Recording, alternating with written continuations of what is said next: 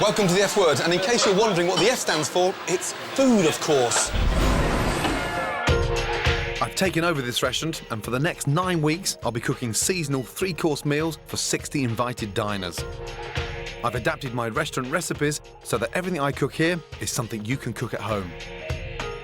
Between now and Christmas, we're going to eat, drink, talk food. If it's on your plate, in your fridge, or in your supermarket, it will be here. The F was here and the F was bad.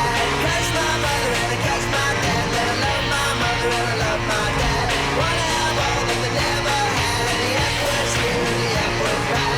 Curse my mother and I curse my dad. But I love my mother and I love my dad. Wanna have all that they never had.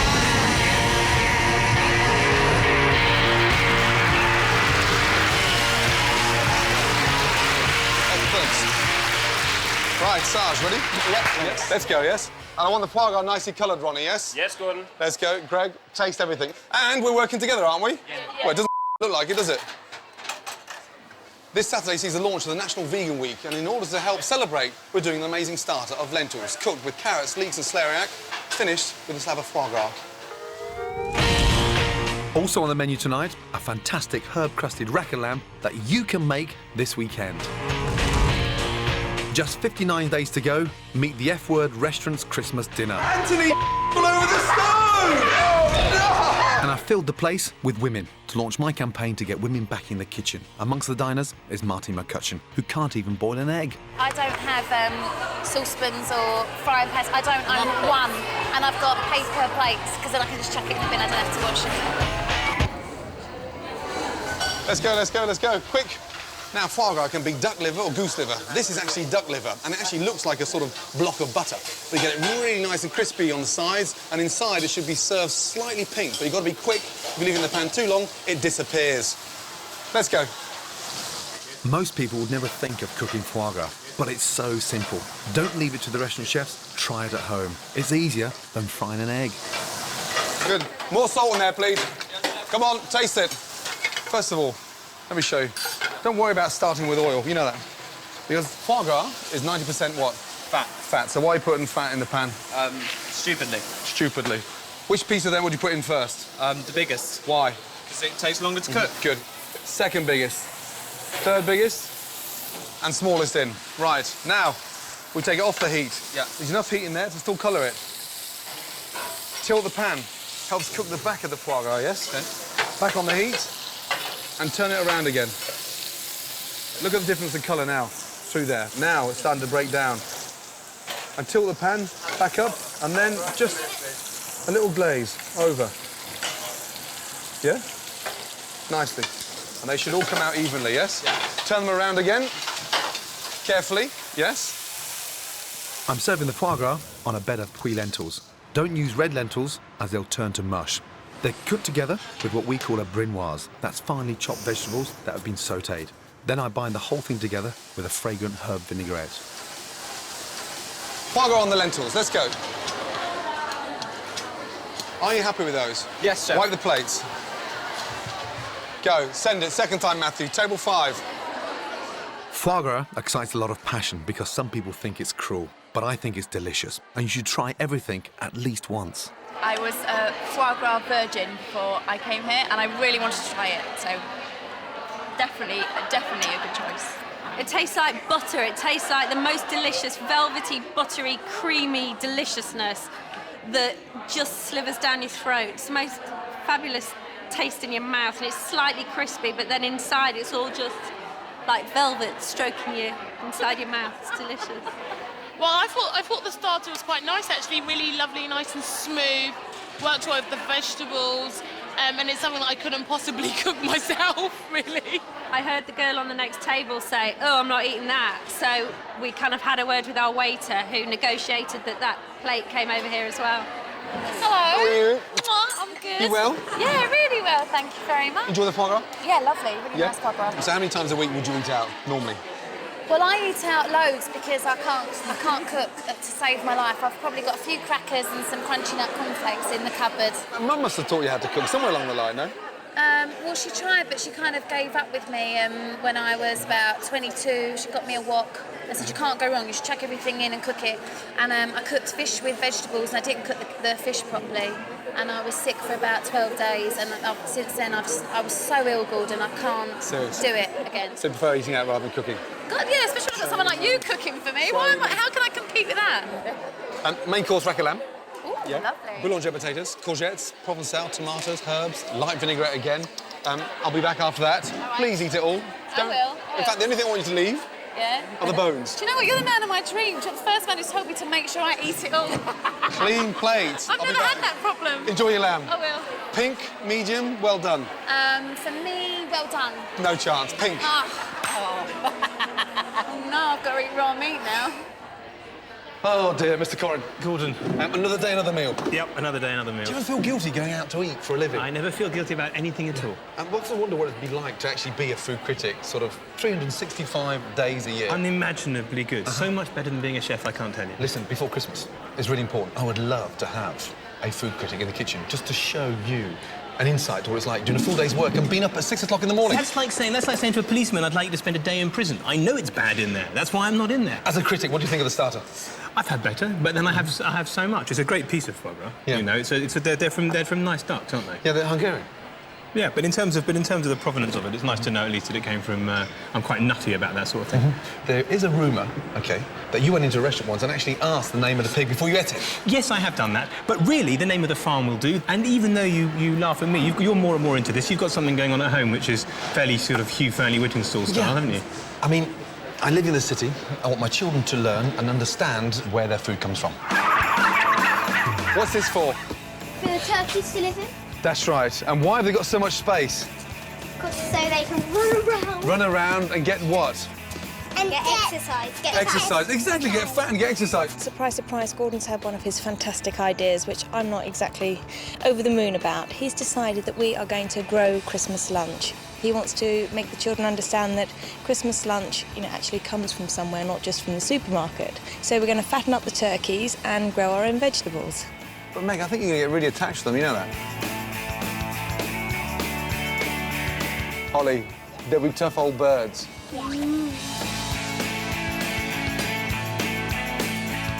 I want to hear the noise, though. No louder. Lily Pie, go, quick, jump on. Come on, quick. Jump. And again, jump. And again, jump.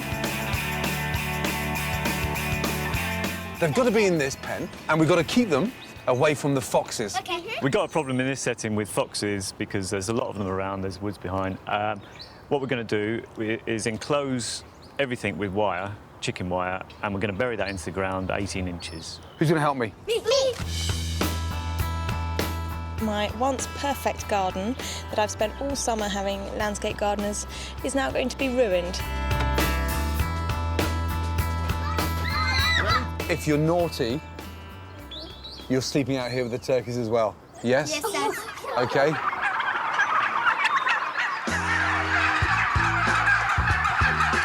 You understand why we're here, don't you? Yeah? We're going to choose 6 of these birds to take home, OK, to fatten up for Christmas. Are you hungry? Would you like to eat one? We have both bronze and white turkeys. They're all free range, so there's very little difference in it. The bronze are just a little bit gamier in flavour, and it's just personal preference, really. Chris needs 6 turkeys for Christmas. The idea of bringing them in here today was to sort of give them a sense of where they come from, to make them understand that Christmas Day isn't just coming out of a supermarket. Jack, have you caught one yet? Come on! We've got 4,000 turkeys here 4,000. on this farm, yeah. So how old are they?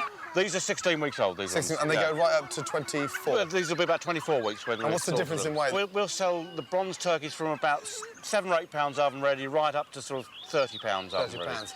OK, 3 more. Matilda, you've got one.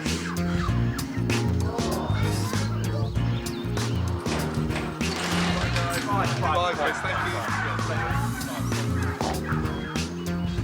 you. Turkeys need a diet which is rich in cereals, and so we put at least 70% wheat, barley, oats into the diet, and that gives us a lovely finish, and that gives you a marvellous Christmas lunch.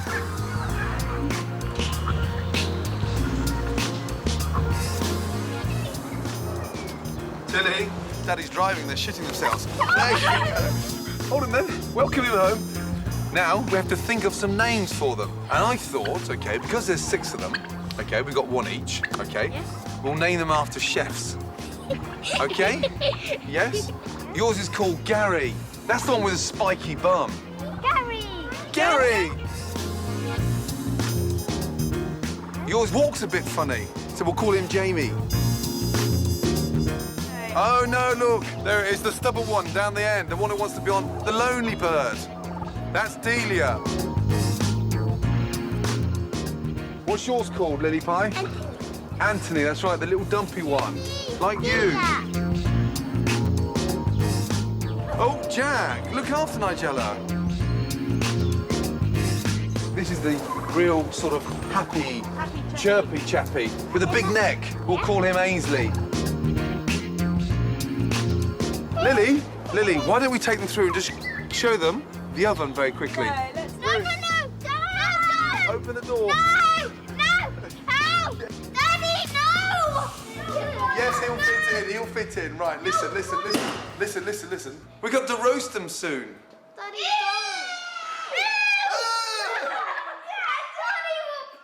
Anthony shit all over the stone! Oh, no! Poo! Oh. And let's just check he's underneath there, look.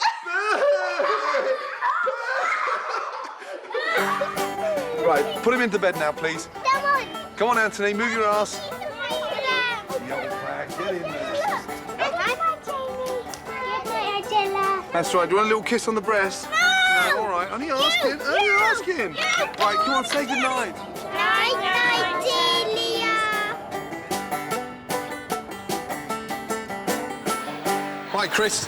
Hi, Gordon. How you doing? I'm fine. Lovely meal. Good. That's slightly different from eating turkey, however.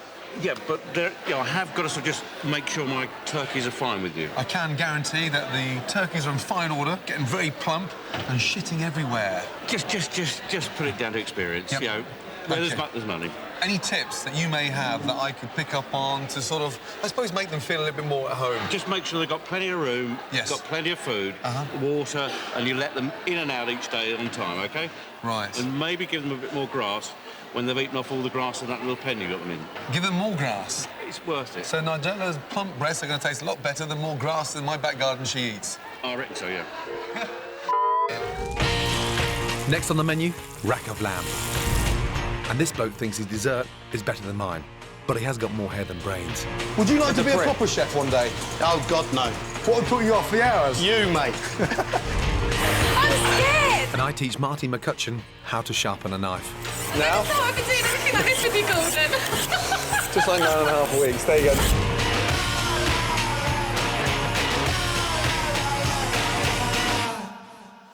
Welcome back to the F Word, the place that you can find out everything you need to know about food. Next up is the main course. Season the courgettes, yes? Fresh basil in there? Yeah. I'll open it up and season it. Let's go. Main course tonight is the beautiful rack of lamb served with a boulanger potato and sauté courgettes with tomato provençal. And I'd never ever thought I'd ever say this, I promise. However, here's one I made earlier. Rack of lamb. This is the Rolls-Royce of lamb. It is every chef's dream to cook this.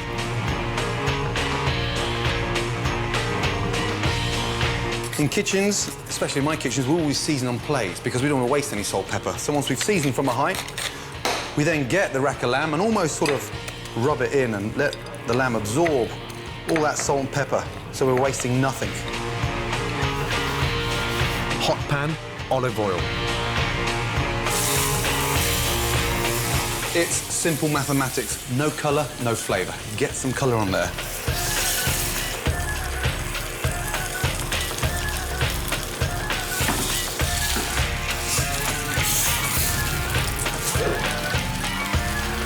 Skin side down, hot oven, 7 to 8 minutes.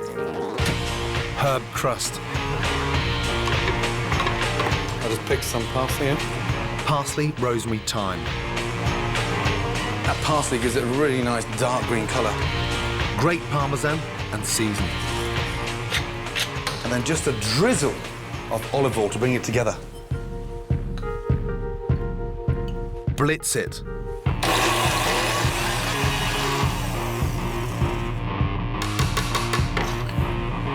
Comes out amazing, eh?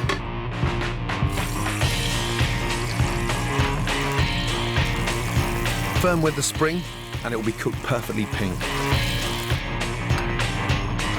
Dijon mustard. Whilst it's hot, the sort of mustard absorbs and melts quickly into the fat and just makes it a lot more flavoursome. And it's almost like sort of dipping your lolly in sherbet. Crisp the breadcrumbs, 3 to 4 minutes.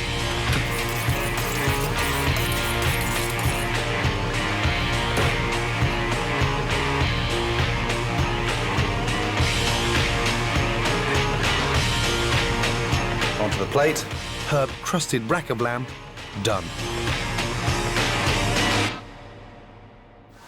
Right, how long for the lamb? 2.5 minutes, please, pardon. Let's go. I want it together, yes? 5 and 5, yeah? Let's go. I'm joined by a hand-picked kitchen brigade. Over there is Ronnie. He's been with me now nearly 3 years. Quite a delicate touch and a bloody good cook. Greg, this guy used to be a management consultant until he saw the pilot light, and he cooks as if he's been in the kitchen 20 years. He's only been in trade 3 years. And every chef has a right-hand man, and my right-hand man is Sarge. He's been by my side now for close to 10 years. The other two cooks in the kitchen who look absolutely petrified are our trainees. We call them commies. Matthew's a 20-year-old waiter who's desperate to make the step into the kitchen. Miller is 24 and works in corporate hospitality. She's passionate about food, but can she handle being bossed about? Move your ass. Neither of them has worked in a professional kitchen before. With the lamb, we're serving a boulanger potato. The most important thing about this particular potato is like a layered cake. Got these wonderful caramelised onions, potatoes, onions, and then it's cooked with a really nice stock, so it acts as a bit of a sauce. Perfect for this time of year, and perfect with a lamb. Lamb, please. Boulanger potatoes are easy to cook, but look sophisticated and are absolutely delicious. Simply fine slice potatoes and lay them in a dish with sautéed onions. Season between the layers and pour some chicken stock over the top. Into the oven for 15 minutes and that's it, like dauphinoise. But, if anything, healthier and easier. Let's go, Ronnie. Lamb in. 4 minutes on the hot plate. Yep. And served with the lamb, we've got the sort of sauté courgettes with tomato, like provençal, finished with a little bit of balsamic vinegar. Courgettes are a very difficult vegetable to cook because a lot of people don't cook them enough. So therefore they get a little bit slimy, but sauté them in olive oil, beautifully done with salt, pepper, finished with a tablespoon of balsamic vinegar. It's a really nice way of eating them. Just smell that now in front there. Smell in there. Yes? OK. How long for the first lamb? 2.5, please, Gordon. How long? No, come on. Yeah, no, I started already. I said both, 5 and 5. Come on, let's go then. Yeah. Yes? 2.5, right. I want 2 pans done at any one time. Sarge? Don't say anything yet. Yes. Go on, Matthew. How long on that lamb?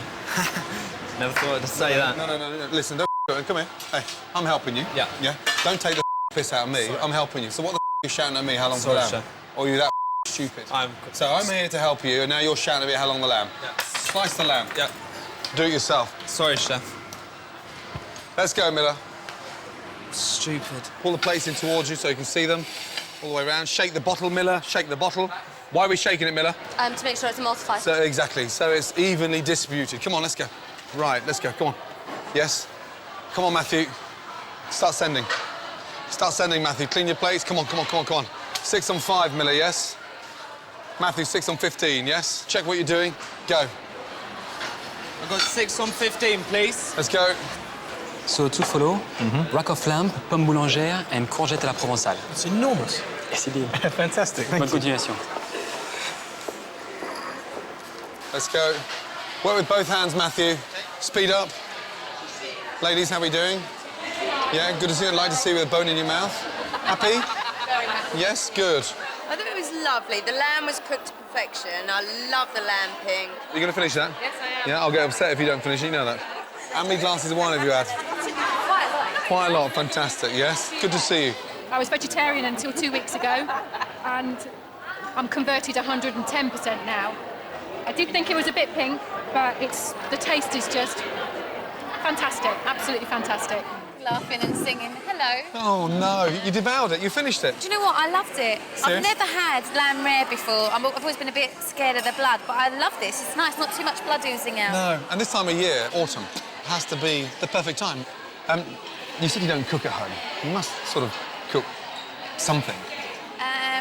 Must be I don't know. I do toast and I do scrambled eggs in a microwave. You put it in, I put a little bit of butter and a bit of sea salt in because it makes me feel like a chef.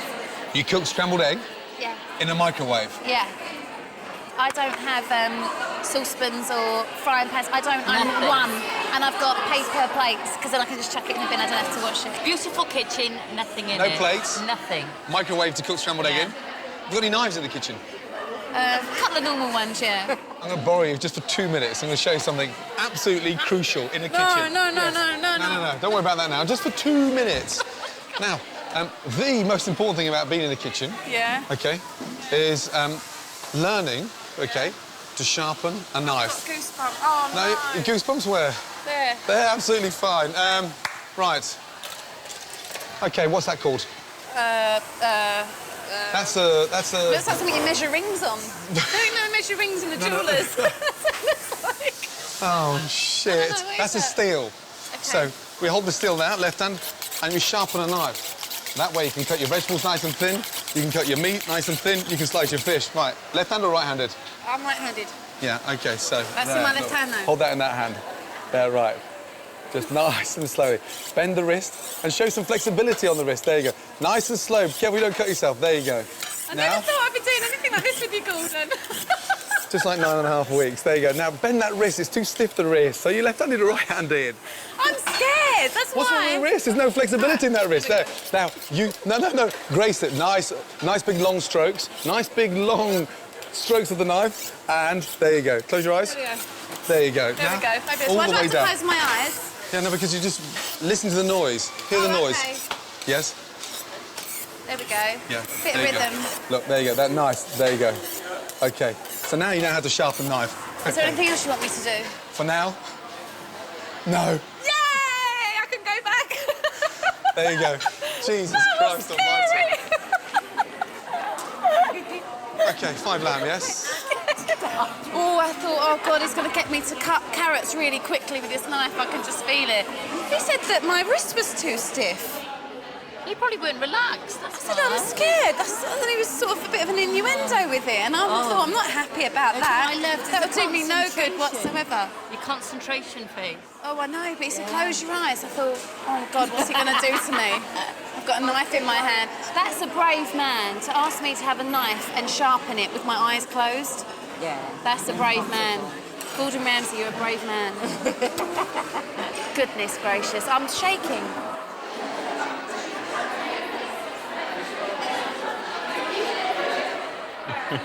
How's it going, mate? How's the lamb? Absolutely fantastic. It's really, really good. A very manly dish, and I noticed that you've got almost exclusively women in the restaurant tonight. Is this you trying to set me up with somebody, or what's up? I'm launching a campaign to get women back in the kitchen. Oh, you dog. Do you think they want to go there? No. And do you know what? I'm You're fed up right. with the customers coming into the kitchen. 90% of them now. They're all cooking at home. They're male. I'm amazed, though. You actually went to the lengths of commissioning a survey to prove your point. And this proved apparently that 3/4 of women who can't cook, it's not that they can't cook and they don't care. They can't cook, they regret it. I'm personally going on a mission now to invite every woman in the country, OK, to get me in their kitchen. I'm going to offer my services to the women of Britain starting tonight. Excuse me, sir. Our survey showed that more men than women find cooking a pleasure, while more women believe it's a chore. I've been out and about across the country, and I've been shocked by what I've found. And look, brand new pan, never been used before. The place is more set out like a cocktail bar as opposed to a kitchen. Over the next 9 weeks, I'm going to be helping women across the country to get back in their kitchens. Why can't you cook? I am a bit clumsy. I know how to do it. I know you're supposed to do that. I poisoned my best friend. Oh, dear. From steak and chips to Sunday roast, they'll discover the pleasure of cooking for their friends, their families, and themselves. Smells fantastic. It does. It never smells like this. And in return, I want to promise that each woman will say goodbye for good to meals of Chardonnay and crisps. How many tins of baked beans have you got? And hello to fantastic home-cooked food. I've never had that many people sat around my table. What about a round of applause, Mummy? Yeah, thank you, Mummy. Thank you, Mummy. Wait, tell the neighbours the kitchen's been used! The kitchen's been used! Right, well, Gordon reckons there must be millions of women in Britain who can't cook, and so he plans between now and Christmas to get as many of them as he can back in the kitchen. So he's asked me to tell you that if you're a woman and you can't cook and you think he could help, get in touch with us via the website. Better still, if you're a man and you've got a daughter or a wife or a sister who can't cook, let us know and we'll see if we can't do you a favour.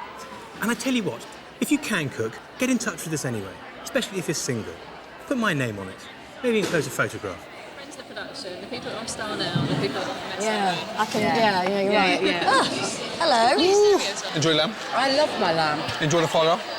Fabulous. When was the last time you cooked in the kitchen? At the weekend. At the weekend? Yeah. Damn. When was the last time you cooked in the kitchen? A month ago. A month ago.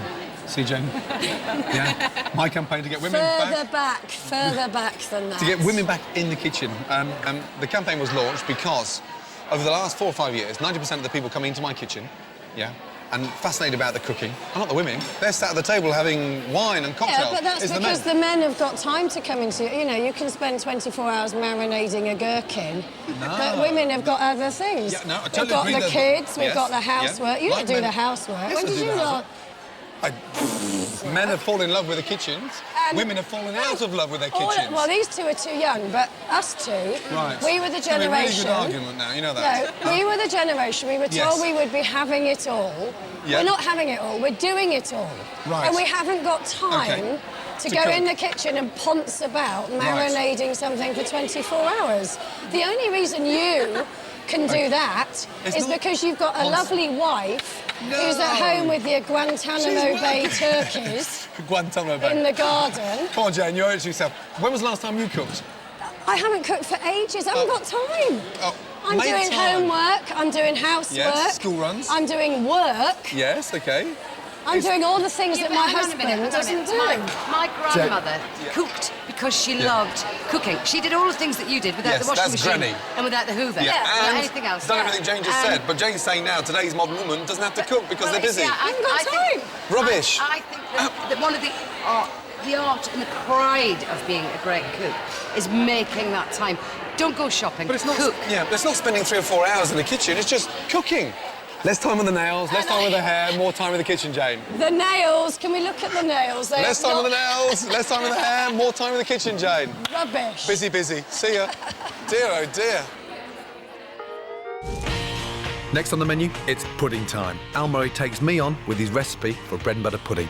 Yeah, sounds disgusting. It's not disgusting. Giles Coren goes in search of the truth about the drunkard's favourite, the doner kebab. The doner kebab turns out to be a gourmet production.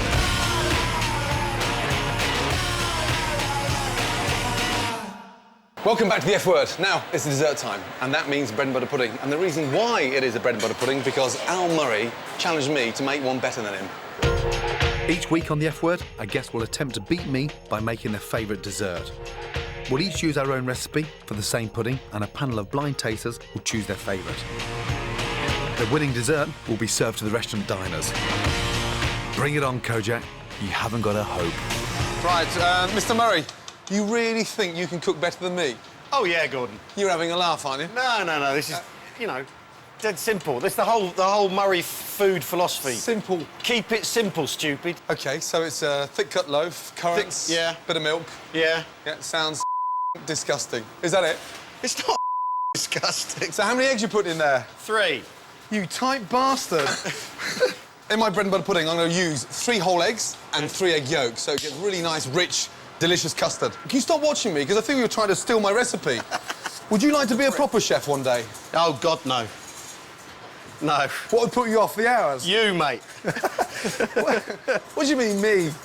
Well, you know, clearly plays havoc with a person, being a chef. I mean, I've hung out with Sarge a lot, and he's not normal. So what have you done first? Tell me. Well, I've done the bread. I've buttered the pan. You have to butter the pan, children. Yeah. Butter the pan, or it won't come off the pan when you're washing it up. What are you flavouring your custard with? Well, sugar and lemon. No alcohol? No alcohol, no. Are you putting alcohol in yours? Do you know, it's sort of autumn, so I'm going to put a little bit of Bailey's cream in there. That's classy. You know what ladies like when they love Bailey's and ice? It's a fruit-based drink for the lady, yeah. You know, and do you know what? It just makes that a little bit moreish. Yeah. Yeah? Yeah, I believe you. You see, my baguettes are 24 hours old. Are they? Yes. That's what I'd heard. So because the drier they are, yeah, the more custard they the absorb. more custard they absorb. Yeah, like you've got big, fat, stodgy bread. Yeah. It's not going to absorb any custard. It's going to like eating dry bread. Ow. You can't do that to our customers. They're your customers. I'm not here next week. So what do you put at the bottom of your dish? Butter, and then No, the bread, and then the just bread butter. on top. Buttered bread on top of the butter. You see, I'm like putting a that. little bit of surprise at the bottom of mine. Oh, that's exciting. Let's have a look. Let's have a look at what you're actually doing here. What's this? Dried cranberries. Oh, they're delicious. Aren't they? Aren't they? It's just a relief I've got cystitis, because it's exactly what I need. I know, come on. Hey, that's unfair. Now, I haven't tasted yours. That's good for the urinary tract, that is. Is it? Yeah, it is, actually. Have you soaked these? Yes. They're quite juicy. Just in hot water, that's all, just to sort of rehydrate them a little bit. Oh, right. So anyway, before I was so rudely interrupted, you get the custard, right, which I didn't bother cooking, right, because there's no point, it's just going to cook in the oven anyway, right? He's complicating it again. And you pour the custard in, on top, you put the raisins on, I've got some raisins left. You see, this is how I cook in a haphazard manner, ladies and gentlemen. I defy anyone to argue with my bread and butter pudding. OK, whilst Al is making this bread and butter sandwich full of raisins, what we've got here is the most amazing sort of soaked 24-hour-old baguette, and it's done with a sort of Bailey's custard. In between the layers, we've got sultanas, golden raisins, a little bit of apricot jam, and then we're going to cover the top of that with sugar so it caramelises as it cooks in the oven. And that's going to be 10 times better than old Sheffy's over there that tastes like stale bread that's been dipped in ale and left outside for 3 weeks, and even the cat won't eat it. OK, ready for the oven? Yeah, absolutely, yeah. Here it comes. Now, just before it goes in there, just have a look. Yeah. And even before they're cooked, Yeah. you know exactly which one's going to come out best with their blind tasters. That one. Oh, come on, Al. The normal one. You know, it's not down to the appearance, is it? No, it's down to the flavour. taste. What matters is the taste, yeah. Taste, taste, taste. OK, you want to say a little prayer before... No. No? I'm a believer. You're a believer. OK, good luck, my man. Thank you. It looks dry. Oh, it looks yeah, dry. God dear. Blimey, what a nerve on that Al Murray, eh? I'll say. It's only bread and butter pudding, you know that? Mm. You wouldn't like that, would you? I wouldn't mind. Because it's not posh food, is it? I don't eat only posh food. You do? I don't. If I'm drunk, I'll eat anything. But when you're drunk, you wake up in the morning, you don't know what you've eaten, you don't really care. Substance. Yeah, but it's the same way you wake up in the morning next to Edwina Curry and the wrappings of a doner kebab. Oh, Christ. Which is worse? The kebab. Yeah. You're a gentleman. I'm a restaurant critic. I eat only in the finest restaurants. I know what food I'm eating, I know where it's farmed, I know how it gets to my plate. I don't accept anything less. Unless I'm drunk. And as licensing laws change, people are going to be drunk all night, there's going to be nothing else open, and they'll make the same kind of decision as me more and more, which is the terrible one of eating a doner kebab. There you go. And so we have a first in the annals of food history. A doner kebab purchased stone cold sober. I've got to say, I didn't know that it looked like that. In fact, I didn't know that it smelled like that. I think before I eat another one of these, I'm going to have to find out exactly what goes into it. I've got to find out, at the very least, if it's even meat. Now, of course, some kebab shops make their own kebabs, but most get them from a factory, like this one in Burton-on-Trent. The idea of kebab and factory in the same sentence seems a bit wrong. I don't eat food from factories very often. I have no idea what kind of terrible things go on in there. The kind of myths and rumours I've heard make me feel sick. But I am going to go and have a look. $700 million are sold in the UK each year, and this factory alone produces 50 tonnes of kebab meat every week. But meat can mean all sorts of horrible things. And I'm hoping Dominic Jolivet, the quality assurance manager here, can tell me exactly what we're all eating. My word! Look at that! Look at that! It's real meat. It's like a butcher's shop. I had no idea that anything even resembling part of an animal went into a kebab. Well, as you can see here, they're trimming up all lamb breast. Right, and the lamb breast is not being used by supermarkets or restaurants because... Very small, because there's not a high demand for it. As you can see, a bit fatty. Bit fatty. Very finicky to get, you know, nice chunks of meat out of. And the fact that this stuff would normally just get thrown away ends up in a doner kebab, that's a good thing. And is that the end of the story? What else? Are there other carcasses? There is other trim as well. I'll show you. We also use lamb fronts and shoulders. What happens is with these, the supermarkets sell the lamb cutlets and the legs. This is lovely kind of chump stock. loins in there, isn't it? Well, these are what you call the neck end. God, there's a neck fillets, though. You can eat them nicely. Well, what we do with these, we take these out and we sell these as shish. I am getting closer to eating a doner kebab sober, I think. It's fair to say, it's very, very good quality product. So, Dominic, what have we got here? This is slightly different. These are frozen fellows. What's that? This is beef, actually. This is beef? Well, that's it, because some of our customers, we do a lamb and beef product. Right. And would a customer in the street know whether it's... No, they probably wouldn't do it. Somebody who knows their kebabs would do. Yeah, because the point is that someone like me, who's very finicky about the kind of meat that I eat, lamb is very limited to how intensively you can farm it. Everyone's, reasonably safe with that. Beef, the beef market is slightly different post-BSE and everything, and people are a bit more worried about eating beef. It's odd that they would eat it without knowing. Well, they would have to know, because on a kebab shop, they should declare it. If it says doner kebab, it's a lamb. Right. If it says kebab, then it may be lamb and beef. Ah, that's a crucial distinction to know. It's got to say doner. If it doesn't say doner, it could be anything. This is where all the spices and herbs are blended. Oh, get away, herbs and spices in a doner kebab. We have salt, garlic, oregano, coriander. So we use an awful... That's incredible, isn't it? That sounds like Gordon Ramsay at Carriages. That's the poshest thing I've ever heard. The doner kebab turns out to be a gourmet production. Thank you. That's fascinating. This is where we make all the handmade doners, and where the ones that come pumped out in the machine are finished off. You're the don of the doners, the king of the kebabs, yeah? The sheikh of shish. How long does it take to make one of these whoppers? 5 minutes. 5 minutes? Yeah. You're a real artist, then. I mean, I don't think Gordon Ramsay could do a thing like this. It's lovely stuff. Do you ever sort of nick a bit and eat it as your... No, I don't eat. You're not hungry. You've had breakfast. Well, and you can eat it raw, though. You can eat it, but nothing wrong with it. But that's all right. Yeah, it's okay. Nice. Yeah. I don't think it would fly out of the shops, you. With the skin first? No. Ball first. Meat. Small, that size, yeah? You have to measure it like I measure in my mind. I think that's exactly the right size. No, so that's I need too big. No, really? You think my balls are getting a little bit too big? Or One too is quickly? small, one is big. It doesn't match. One small, one big, but that does happen. On we go. Is that finished, or do I put another one on? Yeah. You got to finish all them, in you. Have I? Yeah. Oh, have I? Oops. That's your moment of truth. Look at that. Look at that. We have to put this one in the museum. Well, you certainly wouldn't want to put it in your mouth, would you? Some doner kebab.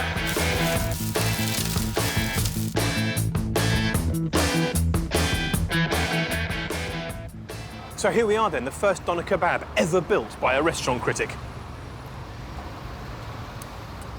As I suspected, it's fantastic. And having seen what goes into it, I have to say I wouldn't probably serve this kind of meat at my own table, but you know what?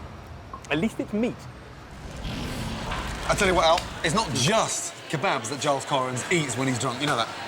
Last time he came to my restaurant, we had to tell him the next day what he had for dinner. You're joking? He got so pissed, he phoned up the next day to sort of be told what he had the night before. That's fantastic. Outrageous. Yeah, absolutely. Bloody food critics. It's the moment of truth, the bread and butter puddings. Does yours look dry? Look at that first. Beautiful. Huh? And mine's not finished yet, Al. Oh, of course it isn't. No, but it's a little glaze, you know that? Yeah? Apricot jam let down with some water. Is that it? That's beautiful. That is perfect. God, dear, oh, dear. Are you going to dust yours with icing sugar or something? No. I can leave mine alone. Serious? You can't I've play done with all yours? that can be possibly done with the bread and butter pudding genre here, Gordon. OK, Jean-Baptiste. Yes? Take the egg sandwich upstairs and take my bread and butter pudding alongside it, please. Yes? Thank you. Yeah, and make sure you've got some sick bags for the sandwich. Next on the menu, which is the winner? My wonderful bread and butter pudding or Al's bread sandwich? Time for the result. And the winner is... And I join Martine McCutcheon for coffee. I don't do journalists. You don't do journalists? Oh, no. Do you do chefs? Yeah. Welcome back. Now, for me, a very crucial time, because it's now the time to find out which dessert is the winner. Is it my delicious sumptuous bread and butter pudding, or is it that sort of sliced white bread egg sandwich of Al Murray's? Pretty obvious, isn't it? The moment of truth. It's important that the pudding judges know what they're talking about, so I tested the palates of our diners as they arrived. The ones who could recognise different flavours will go on to choose which dessert is best. They're blindfolded, so they're only assessing the food by taste. A lucky break for Al. If his was judged by looks, it would be disqualified straight away. I want you to identify these combinations. First combination. Ready, Vic? Open, wide, and in. Open wide, please. What is in there? What does that taste of? I don't know what that is at all. What's the fruit first? You should know what Grape. Grape. Grape. Beef and apricot jam. Is it a fish? What does that taste of? Something fruity anyway. Roast pork Roast pork with apple. with apple. Well done. So that is what? That's Oh, yeah.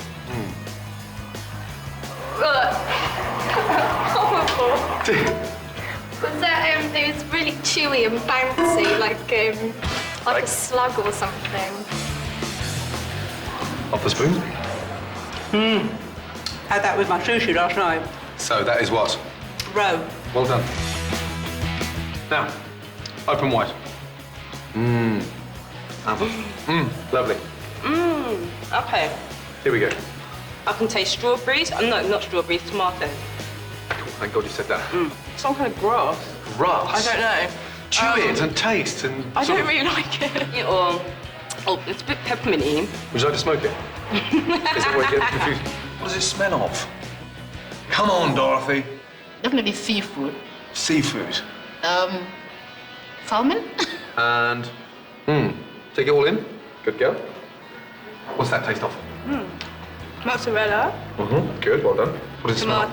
Tomato. Tomato. What's the green leaf? Basil. Well done. Well done, well done, well done. The ones who got most foods right became our pudding judges. Let's see what they think. This is dessert dish number 1. Thank you. Fruity, soft. You don't like it? No. This is dish number 2. That's much nicer. Yeah, that is There was nice. a real difference. Real definitely. difference. You can actually smell it as The other one was a bit too soggy. The moment of truth has finally arrived. There is one winner, Of course there's one winner. and the winner is... Well done, man. Get out. Justice! Fantastic! Are you sure? They found you too heavy, actually. They found mine too heavy? Yes, indeed. That can't be true. I'm afraid it is, Gordon. So, well done, man. You know when you go outside this door, you turn left by the traffic lights, you know, it's called a job centre. Really, yeah. Dear, oh dear. Now... I can't believe that Al's monstrosity is going to be served in my restaurant.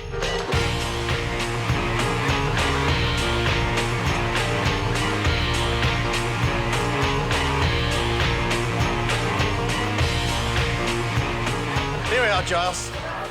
Oh, my word. Good God, what's that? When am I getting pudding? It's bread and butter pudding. You didn't eat it? No, it was very sweet and it was, you know, it's what you want after something savoury, but it was a bit gloopy. Yeah. And it wasn't very warm. And No. I don't like currants anyway, and I got more currants than anyone or whatever they are. So You're quite a fuss pot when it comes to food. I kind of like to avoid dairy if possible, and I like to avoid bread. Bread? Yeah. Why? Just because it makes me bloat, and I don't feel good in my skinny jeans. I'm still fascinated, finally, just to almost in my own mind understand why you weren't taught how to cook. Well, my mum did attempt it a couple of times, and after 4 hours of peeling a potato and then ending up with about that much, because that's what was left. Peeled it away from that. Yeah, and she just went, oh, for God's sake, and chucked it in the rubbish, and that was that. And I think that some people are just naturally gifted at it, and I'm not. I'm no good at it. If there's one perfect thing you'd love to learn how to cook, what would it be? A roast dinner. A roast dinner. Yeah. I'd Okay. love to be able to cook a roast dinner. That's one thing that I always love to do. Lamb, beef, Probably beef. beef, And I want to do really lovely Yorkshire puddings, but there you go. roast potatoes. Oh, yeah? Yeah. Oh, yeah. I will come round and show you how to cook the perfect Sunday lunch, OK? Will you really? Absolute definite. But where do I get my saucepans and frying pan from first? You've got nothing of that in the kitchen. I've got my tray in the oven, still unused with the instructions in it. That's how I've never used the oven. I don't even know how to switch an oven on. I will bring all that with me, OK? Roasting tray, pots, pans, sauces, you name it, I'll bring china plates. As long as you promise me one thing. What's that? After I've gone, Yeah. you continue doing it. Okay. All right. Minimum once a month. No, minimum once a month. Yes? Once a month. Okay, once a month we're cooked. Once a month. Yeah. OK. Oh. Shall we shake on it? Kiss on it? Okay. Mwah. Promise, yes? Yes, Once a month, promise. minimum. I'll Once supply a month. everything. You get in that kitchen and cook. Yes? All right. Yeah. So, what do you think, Giles?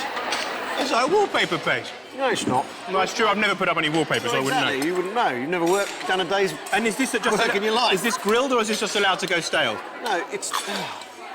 You see, my grandmother made this. She was an Austrian lady. She liked the crunch. And when did you make it? 1943? Now you're beginning to upset me. You're on the verge of insulting my family. What always happens with restaurant criticism, it turns out that... No, because your grandmother was a great woman. Yes, she certainly was. And she endured the Blitz to give you this recipe. In your time, you've kissed the most amazing guys, yeah? Hugh Grant and Ross Kemp and there's one sort of nobby no-mates around here somewhere. Would you ever kiss Giles Coren? I don't know who that is. He's a food critic, writes for the Times. Oh, he's over there, the one with the sort of hairy face. If you saw him, he's sort of helping co-present. He's a journalist and he's single. I don't do journalists. You don't do journalists? Oh, no. Do you do chefs? Yeah, I do. One last request. What's that? OK. I've never seen a sort of girl serve, tea the way you did at Downing Street. Oh, my God. Beautiful barmaid in EastEnders. Thank you. Just before we go, we've had the starter, we've had the lamb, we've had the pudding. I want you to help Jean-Baptiste, just on a few tables, serve some coffee. Are you serious? Like a proper waitress. I want to see what you're like naturally. If you can actually go around the tables with etiquette. Acting. Yeah, I know, but... Oh, that's not really me. I've never been a waitress in my life. Watching you, serve teas and coffees is going to give me an insight to what it's like going round your kitchen, coming round. I'll give you an apron. But I've got high heels on. I'll just about That'll walk look in even them. better. Never mind. Oh, just a couple of tables. You just want to watch me yes. watch you pervert. Okay. Next week on The F Word, I'm cooking a pumpkin risotto, followed by monkfish with a mussel broth. I find out how to protect my turkeys from bird flu. And Joan Collins. Last time she was in my restaurant, I threw her out. Turn around, sweetheart. Okay, right there. Oh, ow. Jesus Christ, you have lost of weight. I'm going to have to beef you up now. There you go. And now go and serve some coffee. Right, Jean-Baptiste, you have a new waitress. Oh, see, I've got already. Any table. Oh, it's slippy. Take a tray and just clear tables. Try to clear the cups and the glasses. Okay. Is this person done, do you think? Are you done? There we go, one table done. Perfect. Well done. So chic and so